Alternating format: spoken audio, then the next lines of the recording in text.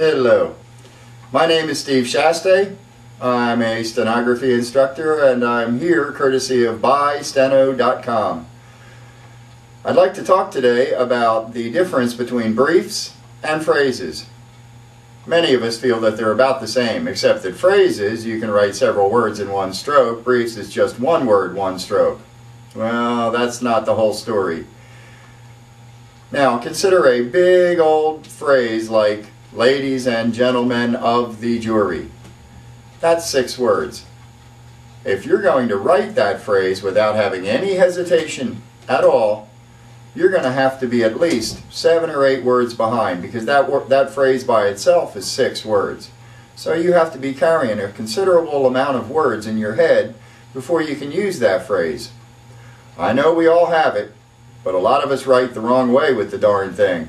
How many drills start off with ladies and gentlemen of the jury, and the students do not write at all until that whole phrase is said? Well, it's the beginning of the drill, they're all caught up, why are they waiting?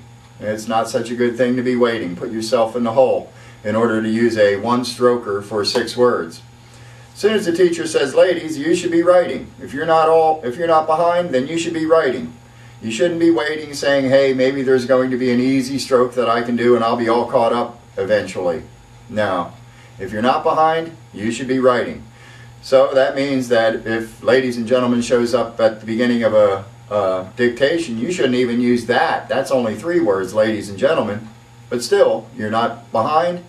There's no reason for you to sit there silent while the teacher goes on. You don't know if she's going to continue with ladies and gentlemen, or if she's just going to say ladies, or who knows, ladies of the glee club. Who knows what she's going to say. If you're caught up, you should be writing. Now, briefs. Consider a big word like preponderance.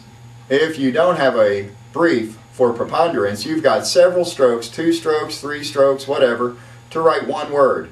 Not such a good deal.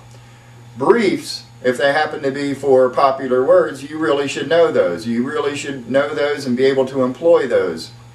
At least you should try them out and eventually come to a good, intelligent decision whether you should use the brief or whether you're better off writing the darn thing out.